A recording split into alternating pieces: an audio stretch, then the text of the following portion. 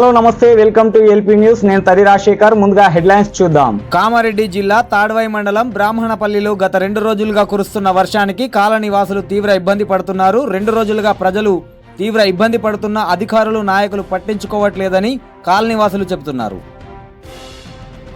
ఇకనైనా అధికారులు స్పందించి ప్రజల సమస్యలు తీర్చాలని వేడుకుంటున్నారు.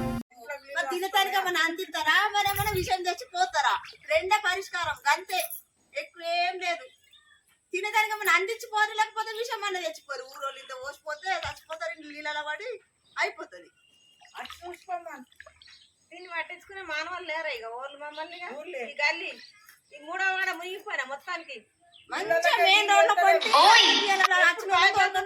అట్లనే బావి బంద కొడుతున్నాను. మరి అట్లనే మంచిగా అవుతుందేమనంటే బావి బంద కొడుతున్నా మళ్ళీ బావిలో పడట్టే ఉన్నాము.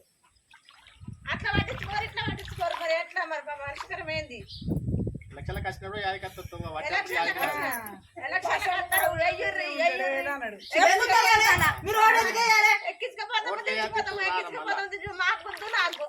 ఇప్పుడు మాకు గుద్దుటోళ్ళు లేరు.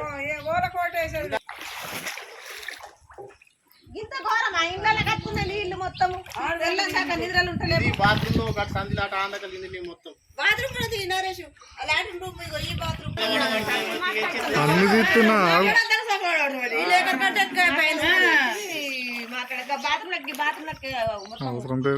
విలేకరు ఉన్నాడు, ఫోటోలు తీసుకపోతాడు, పేపర్కి ఇస్తాడు.